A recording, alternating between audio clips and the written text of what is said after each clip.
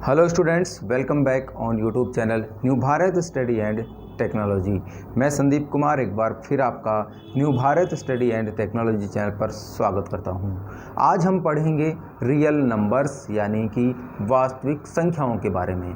आपके 10th class के chapter number 2 में ये टॉपिक रखा गया है और इससे संबंधित क्वेश्चनों को हम हल करें उससे पहले हमें वास्तविक संख्याओं को एक बार रिवाइज करना बहुत ज़रूरी है। देखिए, मुख्य रूप से संख्याएं दो प्रकार की होती हैं, वास्तविक संख्याएं और काल्पनिक संख्याएं। देखिए, संख्याएं जो हम अब तक पढ़ते आए हैं वो सभी संख्याएं, मैं आपको कहूं तो वो सभी संख्याएं वास्तविक संख्याएं थी।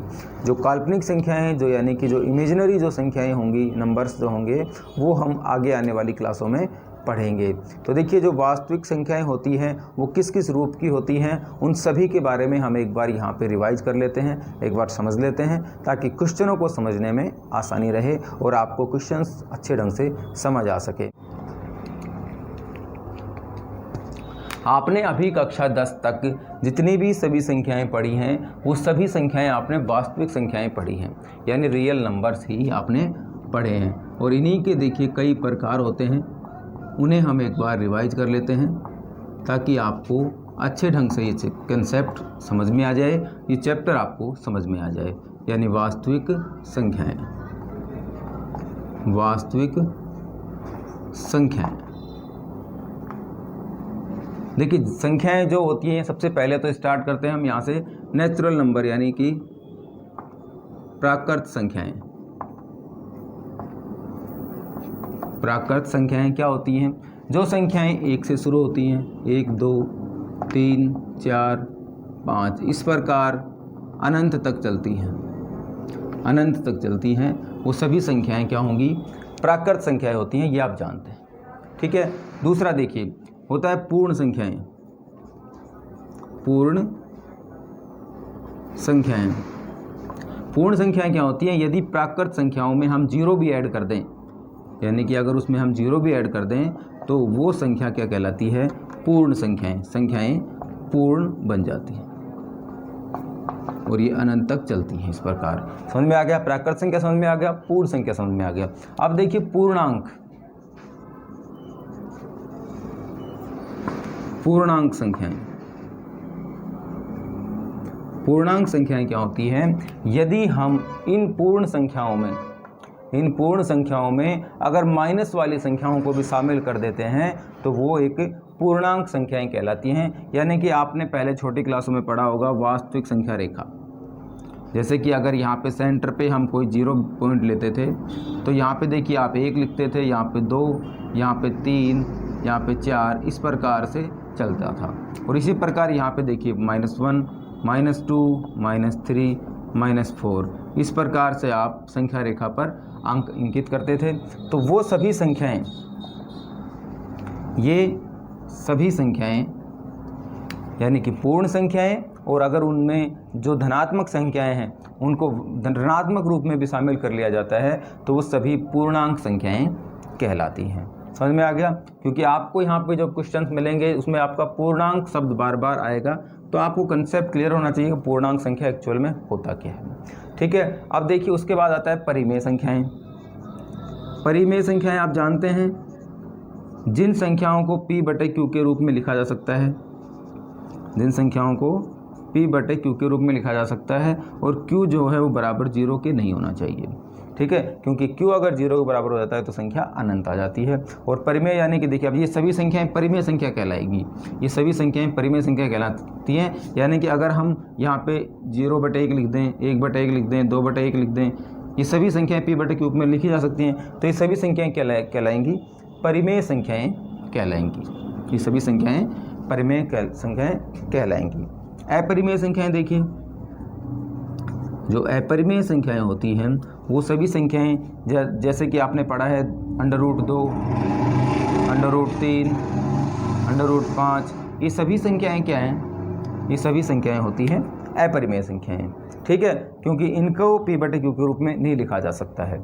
अब देखिए, आपको जो क्वेश्चंस मिलेंगे उसमें आपको ये कहा जाएगा कि धनात्मक पूर्णांक संख्याएं, क्या कहा जाएगा आपको कि इस जो चैप्टर में हम पढ़ेंगे धनात्मक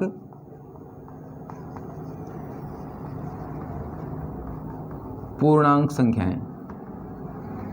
तो धनात्मक पूर्णांक संख्याएं कौन सी हो जाएंगी, यानी कि ये सभी संख्याएं जो होंगी वो क्या होंगी, धनात्मक पूर्णांक संख्याएं। ठीक है, तो इस प्रकार से इन संख्याओं का आपको पता होना जरूरी था, इसलिए आप जान गए हैं कि जो वास्तविक संख्याएं वो प्राकृत संख्याएं होती हैं, जो 1 2 3 इस प्रकार होती हैं। पूर्ण संख्याएं जो 0 से स्टार्ट होती हैं या जिसमें 0 शामिल होता है। पूर्णांक संख्याएं जिसमें प्लस और माइनस दोनों की संख्याएं शामिल होती हैं, और 0 यानी कि पूर्णांक संख्याओं में अगर हम माइनस के अंक भी शामिल कर देते हैं तो सभी पूर्णांक संख्याएं कहलाती हैं। परिमेय आपने जान लिया, अपरिमेय जान लिया। अब देखिए भाज्य संख्याएं। भाज्य संख्याएं क्या होती हैं? भाज्य संख्याएं वे संख्याएं होती हैं जिसमें स्वयं और एक के अलावा, यानी कि हम कहें अगर यहाँ पे कि स्वयं और एक के अलावा किसी और संख्या का भाग नहीं जाता है तो वो संख्या अभाज्य संख्या कहलाती है। स्वयं और एक के अलावा किसी और संख्या का भाग अगर नहीं जाता है तो वो अभाज्य संख्या कहलाती है। जैसे मान लीजिए कि यहाँ पे 3 है, 3 में सिर्फ एक तो 1 का भाग जा सकता है और एक 3 का, तो ये क्या कहलाएगी, अभाज्य संख्या कहलाती है। ये एक अभाज्य संख्या कहलाती है। 2 देखिए, 2 में आप देखेंगे कि यहाँ पे 2 में 2 का भाग जा सकता है और सिर्फ 1 का भाग जा सकता है, तो ये भी एक अभाज्य संख्या कहलाती है। तो आप देख सकते हैं कि जो 2 है वो एक सम संख्या है और सिर्फ एक ही सम संख्या ऐसी है जो कि अभाज्य है, बाकी सभी सम संख्याएं भाज्य होती हैं। ठीक है, अब जिस प्रकार से हमने अभाज्य समझा इसी प्रकार से हम भाज्य भी देख लेते हैं कि भाज्य क्या होता है। भाज्य संख्याएं वो संख्याएं कहलाती हैं जिनमें स्वयं और एक के अलावा किसी और संख्या का भी भाग जाना चाहिए। ठीक है, यानी कि मिनिमम 3 संख्याओं का भाग उसमें जाना चाहिए, तो वो सभी संख्याएं क्या होंगी, भाज्य संख्याएं होंगी। जैसे कि अगर हम 4 देखें तो 4 में 1 का भाग भी जाता है, 2 का भाग भी जाता है और 4 का भाग भी जाता है। तो इसका मतलब इसमें कितने संख्याओं का भाग जा रहा है, 3 संख्याओं का। तो जिन संख्याओं में मिनिमम 3 संख्याओं का भाग आप देखेंगे तो वो सभी संख्याएं क्या कहलाएंगी, भाज्य संख्याएं कहलाएंगी। जिस प्रकार से धनात्मक पूर्णांक संख्याएं आप जानते हैं कि सभी धन संख्याएं, पॉजिटिव राशियां धनात्मक पूर्णांक कहलाती हैं, उसी प्रकार जो ऋणात्मक होती हैं उन्हें हम क्या बोलते हैं, ऋणात्मक पूर्णांक संख्याएं। ठीक है, समझ में आ गया, ऋणात्मक पूर्णांक संख्याएं समझ में आ गया। अब हम देख लेते हैं एक बार सम संख्या और विषम संख्या। देखिए सम संख्या आप जानते हैं कि जो सम संख्या होती हैं वो होती है 2 4 6 8 इस प्रकार से, और जो विषम संख्या होती हैं वो होती हैं 1 3 5 7 9, यानी कि जिस संख्या में 2 का पूरा भाग चला जाए तो वो सभी संख्याएं क्या होंगी, सम संख्याएं। वो सभी संख्याएं क्या होंगी, सम संख्याएं। और जिस संख्या में 2 संख्याएं इस प्रकार से हों 1 3 5 7 9, या जिस अंक संख्या के लास्ट में अगर 1 3 5 7 9 आता है तो वो सभी संख्याएं विषम संख्याएं कहलाती हैं। देखिए हम सम संख्याओं को व्यापक रूप से लिख सकते हैं 2r 2q 2n, जहाँ पे कि r q या n जो है वो कोई भी पूर्णांक है, धनात्मक पूर्णांक है। ठीक है, तो ये सभी संख्याएं क्या होंगी, यानी कि हम कह सकते हैं कि सम संख्याओं को व्यापक रूप में हम 2n लिख सकते हैं, और इसी प्रकार से विषम संख्या को हम 2n+1 लिख सकते हैं। यानी कि अगर हम यहाँ पे n का कोई भी मान लें तो आपके पास सदा जो संख्या आएगी वो विषम संख्या आएगी, और यहाँ से अगर आप इसमें कोई भी एक अंक रखेंगे तो आपके पास हमेशा ही सम प्राप्त होगा। तो देखिए हमने वास्तविक संख्याओं के विभिन्न रूप पढ़ लिए हैं। अब मुझे आशा है कि आपको वास्तविक संख्याओं से संबंधित जो क्वेश्चन हैं उनको समझने में आपको काफ़ी ज़्यादा हेल्प मिलेगी। अब देखिए आपको इस चैप्टर में एक नया शब्द मिलेगा जो है यूक्लिड विभाजन प्रमेय का। तो यूक्लिड विभाजन जो प्रमेय का है वो क्या है, यूक्लिड विभाजन प्रमेय। यूक्लिड विभाजन प्रमेय देखिए एक वो साधारण सी प्रमेय है जिसके बारे में आप पहले भी जानते हैं या पढ़ चुके हैं। यानी कि कोई एक संख्या a है उसे हम bq+r के रूप में लिख सकते हैं। यानी कि अगर a हम कहें भाज्य संख्या है तो देखिए b क्या होगी, भाजक, गुणा q का मतलब होता है भागफल, और प्लस r का मतलब होता है शेषफल। तो इसके उपयोग से, यूक्लिड विभाजन प्रमेय के उपयोग से हम आपके एक्सरसाइज 2.1 में HCF, यूक्लिड विभाजन प्रमेय की सहायता से हम HCF यानी कि महत्तम समापवर्त ज्ञात करेंगे। तो आइए हम एक्सरसाइज शुरू करते हैं। एक्सरसाइज 2.1 क्वेश्चन नंबर फर्स्ट, प्रश्नावली 2.1 का क्वेश्चन नंबर पहला जो आपको दिया गया है उसे पढ़िए ध्यान से। दर्शाइए कि एक विषम धनात्मक पूर्णांक संख्या का वर्ग 8q + 1 के रूप का होता है जहां q एक धनात्मक पूर्णांक है। तो देखिए सबसे पहले कि हमें दर्शाइए मतलब सिद्ध करना है कि एक विषम, आप सम और विषम जानते हैं, सम और विषम। सम का अर्थ होता है वो सभी संख्याएं जिसमें 2 का पूरा भाग चला जाता है, या जिस संख्या के लास्ट में अगर आपको 2, 4, 6, 8 या 0 मिलता है वो सभी संख्याएं सम कहलाती हैं। और जो संख्या 1, 3, 5, 7, 9, 11 इस रूप में होती हैं वो सभी संख्याएं क्या होंगी, विषम संख्याएं कहलाती हैं। या आप ऐसे कह सकते हैं कि जिस संख्या के अंत में 1, 3, 5, 7, 9 होता है वो सभी संख्याएं क्या होंगी, विषम संख्याएं होंगी। ठीक है। अब यहाँ पे आपको पूछा गया है कि एक विषम संख्या धनात्मक पूर्णांक, दूसरा होता है पूर्णांक। देखिए पूर्णांक क्या होता है, पूर्णांक वे सभी संख्याएं होती हैं जिसमें कि धनात्मक और ऋणात्मक दोनों संख्याएं आती हैं, यानी कि जिसमें माइनस की संख्याएं भी आती हैं और प्लस की संख्याएं भी आती हैं। वो सभी संख्याएं पूर्णांक संख्याएं कहलाती हैं। अब यहाँ पे आपको कहा गया है कि एक विषम धनात्मक पूर्णांक, यानी कि हमें ऋणात्मक से मतलब नहीं है, हमें सिर्फ धनात्मक पूर्णांक संख्याओं के बारे में बात की गई है। और पूर्णांक यानी पूर्ण अंक, यानी कि कोई दशमलव में नहीं, या ठीक है, पूर्ण अंक। तो यहाँ पे आप समझ गए कि विषम संख्या, धनात्मक और पूर्णांक। ठीक है। अब इसका वर्ग 8q + 1 के रूप का होता है, ये हमें इसमें सिद्ध करना है, दर्शाना है। और q एक धनात्मक पूर्णांक है, जो q है ना वो आपका धनात्मक पूर्णांक है, यानी 1, 2, 3, 4, 5 इस प्रकार से ये कोई भी राशि हो सकती है। ठीक है। तो देखिए अब हम इस क्वेश्चन को सोल्व करते हैं। सबसे पहले तो हम मानेंगे कि माना कि a कोई एक विषम धनात्मक पूर्णांक है। तो जो इसका सलूशन करेंगे हम कि माना a एक विषम धनात्मक पूर्णांक है, माना a एक विषम पूर्णांक, धनात्मक पूर्णांक, एक, क्योंकि पूर्णांक में तो माइनस भी आता है, तो एक विषम धनात्मक पूर्णांक संख्या है। ये आप इसमें पहले मानेंगे, क्योंकि सिद्ध करते हैं तो हम पहले कोई भी एक संख्या इस प्रकार से मानते हैं कि माना a एक विषम धनात्मक पूर्णांक संख्या है, तो इसका वर्ग, इसका जो वर्ग होगा वो 8q + 1 के रूप में हमें सिद्ध करना है। तो देखिए हम जानते हैं कि प्रत्येक जो विषम संख्या होती है, हम जानते हैं कि 2n + 1 एक विषम संख्या होती है जहां n बराबर 1, 2, 3 इस प्रकार कोई भी एक पूर्णांक हो सकता है। ठीक है।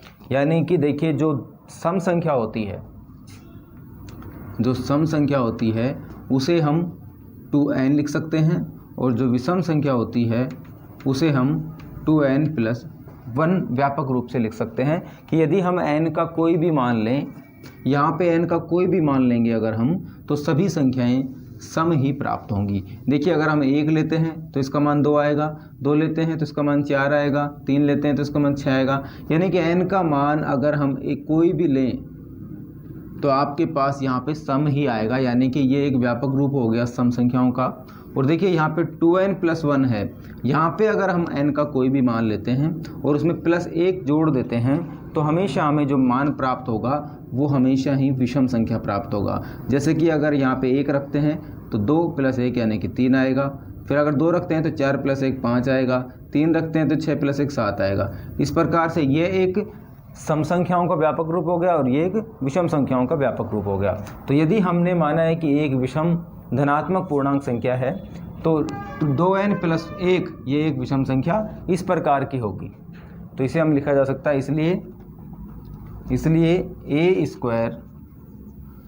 उसका वर्ग, हाँ a² का जो वर्ग होगा वो किसके बराबर होगा, 2n+1 के बराबर होगा। कि भाई कोई भी धनात्मक जो विषम संख्या होगी वो इसके बराबर होगी, इस प्रकार से होगी।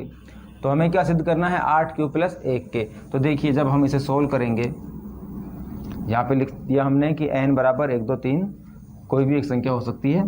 तो देखिए इसे सोल्व करेंगे जब हम, तो यहाँ पे क्या आएगा, ये देखिए चूँकि a + b का जो स्क्वायर होता है वो होता है a² + b² + 2ab, यही होता है।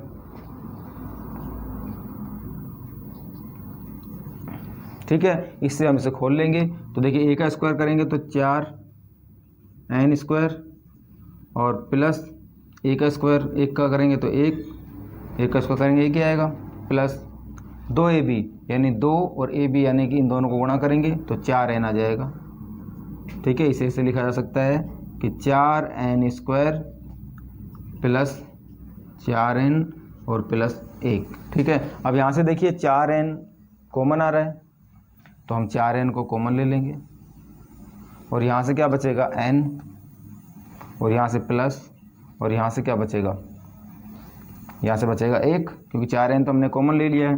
तो 4n में जब 4n का भाग देंगे 1 ही आएगा और प्लस 1।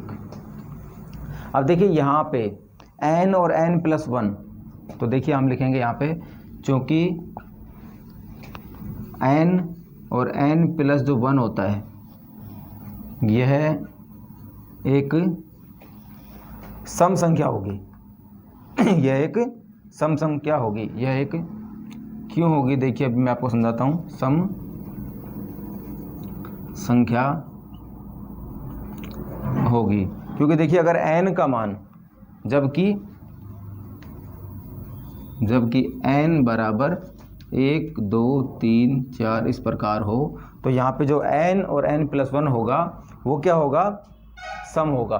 देखिए अगर हमने यहाँ पे n का कोई भी मान लेके देखिए आप, यहाँ पे अगर हम n का मान 1 लेते हैं तो 1 + 1 कितना हुआ 2 और 2 को 1 से गुणा करेंगे तो कितना आएगा 2। यदि हम n का मान 2 लेते हैं 2 और 1 कितना हुआ 3 और 3 को 2 से गुणा करेंगे तो कितना आएगा 6।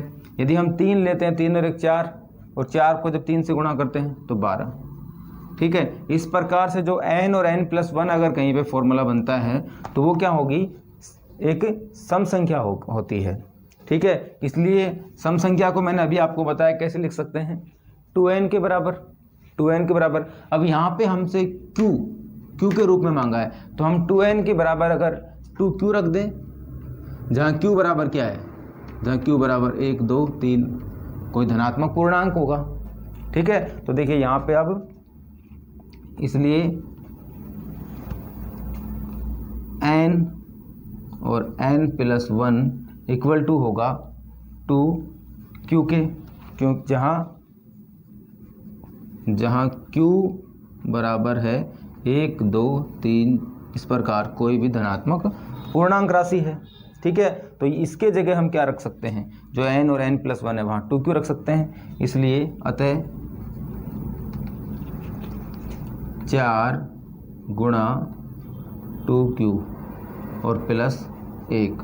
देखिए इसे जब आप आगे सोल्व करेंगे तो 4 दूनी 8 और ये q और प्लस 1, ये इसका आंसर आ गया। यही आपको सोल्व करना, सिद्ध करना था कि कोई भी अगर धनात्मक विषम संख्या है, पूर्णांक है, तो उसे हम 8 क्यूब प्लस 1 के रूप में लिख सकते हैं। और उसके लिए सबसे पहले हमने क्या किया कि माना कोई कोई विषम धनात्मक संख्या है, मानेंगे तभी तो हम उसको प्रूव करेंगे। उसके बाद हम जानते हैं कि 2n + 1 एक विषम संख्या होती है, इसका मतलब कि ये और इसका वर्ग दोनों बराबर होगा।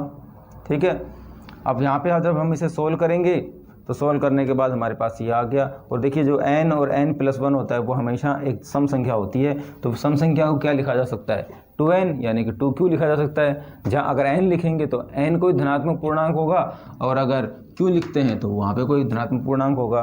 तो हमने इसके बराबर अगर 2q रखा है तो हमारे पास 4 × 2q + 1 आ गया, यानी 4 दूनी 8 + q, यही हमें सिद्ध करना था। ठीक है, तो ये अच्छे से समझ में आ गया। अब हम क्वेश्चन नंबर नेक्स्ट, ठीक है, अब हम क्वेश्चन नंबर नेक्स्ट यानी क्वेश्चन नंबर 2 देखते हैं। क्वेश्चन नंबर सेकंड देखिए, इंपॉर्टेंट क्वेश्चन है, इसे ध्यान से समझिए कि यूक्लिड विभाजन प्रमेय का द्वारा दर्शाइए कि किसी भी धनात्मक पूर्णांक संख्या का घन यानी उसका क्यूब 9q या 9q + 1 या 9q + 8 के रूप का होता है, जहाँ q एक पूर्णांक संख्या है। तो देखिए सबसे पहले हम सोल्व करेंगे तो लिखेंगे कि यूक्लिड विभाजन प्रमेय का द्वारा, यूक्लिड विभाजन प्रमेय का द्वारा, प्रमेय का से क्या होता है यूक्लिड विभाजन प्रमेय का, कि कोई संख्या, माना अगर कोई धनात्मक संख्या a है, कोई धनात्मक पूर्णांक संख्या a है, a बराबर bq + r होता है। ठीक है, जहाँ पे a कोई धनात्मक पूर्णांक संख्या है और r का मान जो होता है, r बराबर होता है 0 के बराबर या 0 से बड़ा और b से छोटा होता है।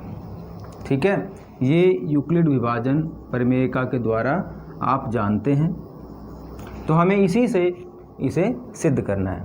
तो देखिए हम क्या लिखेंगे, माना कि एक धनात्मक पूर्णांक संख्या a है, माना एक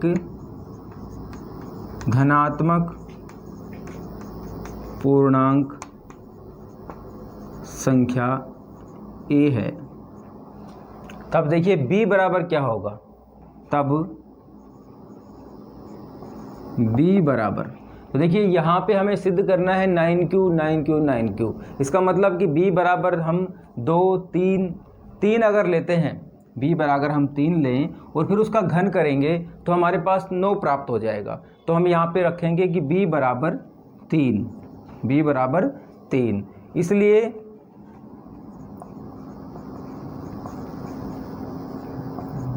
r के मान क्या होंगे, r के मान क्या होंगे, देखिए अगर b का मान 3 है तो r का मान क्या होगा, 0 हो सकता है, 1 हो सकता है और 2 हो सकता है। 3 तो नहीं हो सकता क्योंकि b का मान हमेशा r से बड़ा होना चाहिए। ठीक है, तो अब हमारे पास क्या बन गया कि वह संख्या किस रूप में हो सकती है, अतः वह संख्या 3n + 0, 3n + 1 और 3n + 2 प्रकार की हो सकती है। 2n प्लस, ठीक है, यहाँ पे कि 3n + 0 या 3n + 1, 3n + 2 प्रकार की होगी। ठीक है, अतः हमें क्या सिद्ध करना है कि इनका क्यूब क्रम से इनके रूप का होता है। तो देखिए हम फर्स्ट सिद्ध करेंगे कि 3n का जो क्यूब होगा वो, अगर हम 3 को घन करें यानी कि 3 × 3 × 3 × n क्यूब, तो देखिए हमारे पास क्या आ जाता है, 3 × 9 के रूप में हमें क्वेश्चन का आंसर चाहिए यानी सिद्ध करना है। तो यहाँ पे आ जाएगा 9 और 3 और n क्यूब। ठीक है, तो देखिए जो 3n क्यूब है इसे अगर हम क्यूब माने या अगर कहें कि 3n³ बराबर q है तो देखिए इसका घन इसके प्रकार का आ गया। तो यही हमें सिद्ध करना था। इसे हम 9q लिख देंगे, कहेंगे जहाँ q बराबर क्या है, q बराबर 3n³ है और q कोई भी एक q यहाँ पे लिख देते हैं हम कि q जो है वो एक धनात्मक पूर्णांक है। ठीक है, फर्स्ट हो गया। सेकंड देखिए इसी प्रकार से कि जो दूसरा जो कोई संख्या होगी वो किस प्रकार की होगी, 3n+1 का क्यूब। तो इसका जब क्यूब करेंगे तो देखिए इसका क्यूब करेंगे तो देखिए आपको ये पता होना चाहिए कि a+b का जो क्यूब होता है, a+b का जो घन होता है वो होता है a³ plus 3a² plus 3b² plus b³। ठीक है, ये इसके बराबर होता है a+b का जो क्यूब होता है वो इसके बराबर होता है। तो हम क्या करेंगे कि इसे खोल लेंगे, इसे सरल कर लेंगे उस प्रकार से। तो देखिए यहाँ पे a का घन करेंगे तो 3 3 9 होती है 27, यह आ जाएगा 27n³। ठीक है, उसके बाद हम करेंगे 3a², a का स्क्वायर करेंगे तो 3 3 9 9n² को 3 से गुणा करेंगे 27n², और फिर 1 से गुणा करेंगे, इसका मतलब ये आ जाएगा हमारे पास 27n²। ठीक है, इस प्रकार से जब हम इसे खोलेंगे तो 27n² आ जाएगा। और उसके बाद देखिए प्लस 3a² यानी 3b² यानी b² का मतलब a का स्क्वायर करेंगे तो ये क्या आएगा, तो 3 3 और a का मतलब कितना है 3n, तो 3 3 9 हमारे पास आ जाएगा 9n, और प्लस b का क्यूब, b का कितना है मान 1, यानी a का क्यूब करेंगे तो हमारे पास 1 ही आएगा। इसे देखिए हम लिख सकते हैं यहाँ पे 9 इन तीनों में से कॉमन आ रहा है तो इन तीनों राशियों में से 9 कॉमन ले लेंगे क्योंकि हमें 9 चाहिए। तो 9 को जब कॉमन ले लेंगे तो 9 3 27, 3n³ प्लस 9 3 27 3n² और प्लस 9 को कॉमन लेने के बाद यहाँ पे आ जाएगा n और यहाँ से बचेगा +1। अब देखिए इसे हम लिख सकते हैं 9q + 1, जहाँ q बराबर किसके होगा, इस कंप्लीट टर्म्स के, यानी कि 3n³ plus 3n² plus n के। ठीक है, इसी प्रकार से जो तीसरा जो केस बनेगा यानी कि जो 3n+2 है वो संख्या का जब हम घन करेंगे तो देखिए यहाँ पे कर लेते हैं कि 3n+2 का अगर हम क्यूब करते हैं तो सेम इसी प्रकार से a का क्यूब यानी 3 3 9, ये कितना हो जाएगा 27n³ प्लस उसके बाद 3a² यानी 3 3 9n², तो 9n² को जब गुणा करेंगे 3 से तो 27n² हो जाएगा, और 27 को जब 2 से गुणा करेंगे तो हो जाएगा 54n² हो जाएगा। ठीक है, इसी प्रकार से जब आगे प्लस इसे खोलेंगे 3b² यानी 3 को b² यानी 2 दूनी 4, 4 को 3 से गुणा करेंगे 12, और 12 को जब गुणा करेंगे a से यानी कि 12 3 36n, तो ये आ जाएगा 36n, और प्लस जब a का क्यूब करेंगे यानी b का क्यूब करेंगे तो 2 दूनी 4, 4 दूनी 8, ये आ गया हमारे पास 8। अब देखिए इसमें से भी उसी प्रकार से हम कॉमन ले लेंगे क्योंकि अभी सिद्ध करना है 9 के रूप में, तो 9 को जैसे कॉमन आएगा तो यहाँ से 9 3 27 3n³ प्लस यहाँ से 54 में से जब कॉमन आएगा तो देखिए आ जाएगा 6 क्यूब 27 दूनी 54, तो यह 9 6 के 54 और n² और प्लस 9 चौक 36 यानी 4n और प्लस 8। ठीक है, तो ये जो टर्म्स को अगर हम q के बराबर लिख दें तो 9q तो प्लस 8 हो जाता है, जहाँ q बराबर कितना होगा, इसके बराबर 3n³ plus 6n² plus 4n। ठीक है, तो हम कह सकते हैं कि किसी भी धनात्मक पूर्णांक संख्या का जो घन होगा वो इस प्रकार से 9q + 1 और 9q + 8 के बराबर होगा। ठीक है, ये आपका सिद्ध हो गया। इस प्रकार आप उसे सिद्ध कर लेंगे। सिर्फ इतना सा दिमाग आपको लगाना है कि वहाँ पे आपको b बराबर 3 लेना है, क्योंकि आपको 9q सिद्ध करना है। ठीक है, तो वहाँ पे जब b बराबर ये लेंगे तो आपको r का मान पता चल जाएगा। r का मान 0, 1 और 2 होगा। उस प्रकार से जो संख्याएं किस प्रकार की बन सकती हैं, 3n + 1 और 3n + 2 प्रकार की संख्या हो सकती है। तीनों के अलग अलग कंडीशन में आप घन करेंगे तो वो इस प्रकार से आपको प्राप्त हो जाएंगे। ठीक है, अब क्वेश्चन नंबर नेक्स्ट देखिए, क्वेश्चन नंबर 3। क्वेश्चन नंबर 3 देखिए। क्वेश्चन नंबर 3 में जो आपको कहा गया है कि दर्शाइए यानी सिद्ध कीजिए कि किसी भी धनात्मक विषम पूर्णांक संख्या को 6q + 1 या 6q + 3 या 6q + 5 के रूप में व्यक्त किया जा सकता है, जहां q एक धनात्मक पूर्णांक है। तो देखिए हम इसे सॉल्व करते हैं सेम उसी प्रकार से कि माना कि कोई a धनात्मक विषम पूर्णांक है, माना एक धनात्मक विषम पूर्णांक a है। ठीक है, हमने माना कि कोई a है जो एक धनात्मक है और विषम है, विषम पूर्णांक है, तब तथा b बराबर 6 है, b बराबर 6 है। तब देखिए हमें किससे, यूक्लिड विभाजन प्रमेय से, चूँकि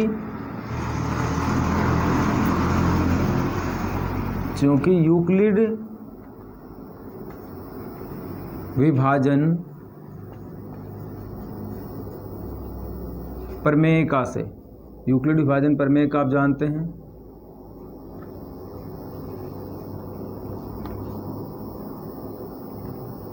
यूक्लिड विभाजन प्रमेय से, यूक्लिड विभाजन प्रमेय क्या होती है कि कोई एक धनात्मक ए संख्या बराबर होगी BQ + R के, BQ + R के, जहाँ पे जो R होगा, जहाँ Q कोई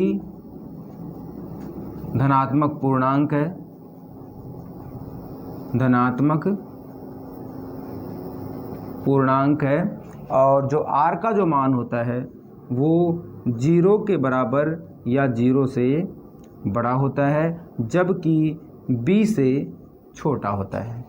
ठीक है, ये आप जानते हैं। इसलिए इसके इस धनात्मक विषम संख्या के जो संभावित मान होंगे, यानी कि जो उसके R का मान कितना होगा, यहाँ पे यदि B बराबर हम 6 लेते हैं, तब यदि B बराबर 6, तब संभावित जो शेषफल होगा या जो R के मान होंगे, संभावित जो R के मान होंगे वो क्या क्या हो सकते हैं कि 6 से तो छोटे होंगे, 6 से छोटे होंगे, यानी 0 भी हो सकता है, 1 भी हो सकता है, 2 भी हो सकता है, 3 भी हो सकता है, 4 भी हो सकता है और 5 भी हो सकता है। 6 तो नहीं होगा, क्योंकि 6 तो B के बराबर है और R हमेशा क्या होता है, B से छोटा होता है। इसलिए उसके जो संभावित जो संख्याएं होंगी वो क्या क्या हो सकती हैं, इस प्रकार हम लिख देंगे कि वो हो सकती हैं B बराबर कितना माना हमने 6, और Q बराबर 6Q कोई भी धनात्मक संख्या है, और प्लस R का मान क्या होगा, R का मान 0। दूसरी धनात्मक संख्या 6Q + 1। तीसरी धनात्मक संख्या क्या हो सकती है, 6Q + 2, और उसके बाद 6Q + 3 तथा 6Q + 4 एवं 6Q + 5 प्रकार की संख्याएं हो सकती हैं।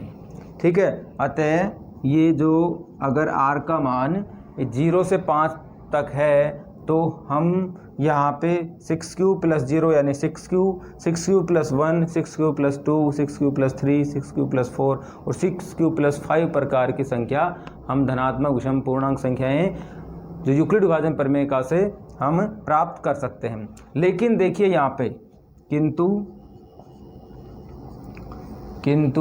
6q + 2 एवं 6q + 4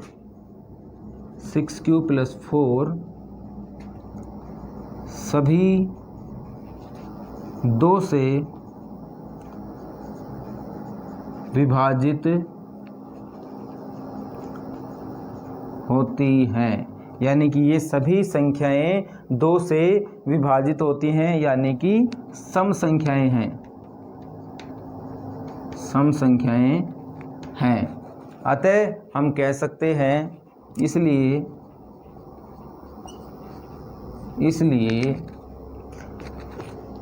एक धनात्मक विषम पूर्णांक संख्या को लिखा जा सकता है 61 + 1, 61 + 3 और 61 + 5 के रूप में। इसलिए किसी धनात्मक पूर्णांक संख्या को 6q + 1, 6q + 3 तथा 6q + 5 के रूप में लिखा जा सकता है। ठीक है, यही आपको इसमें सिद्ध करना था। क्योंकि अगर माना कि कोई एक संख्या धनात्मक संख्या a है और वहाँ पे अगर b का मान 6 लेते हैं हम, तो देखिए वहाँ से जो बनने वाली यूक्लिड विभाजन प्रमेय का से जो संख्याएं बन सकती हैं वो कौन कौन सी बन सकती हैं? 6q + 0, 6q + 1, 6q + 2, 6q + 3, 6q + 4 और 6q + 5 बनेगी। क्योंकि जितने r के मान होंगे उतने ही वो संख्याएं बन सकती हैं। लेकिन यहाँ पे हम इन संख्याओं से देख रहे हैं कि यहाँ पे 6q+ है, ये सम संख्या होगी क्योंकि ये सभी 2 से विभाजित हो रही है, ये संख्या भी 2 से विभाजित हो रही है, ये संख्या भी 2 से विभाजित हो रही है। इसका मतलब कि जो ये सभी संख्याएं हैं ये सभी क्या है? सम संख्याएं हैं।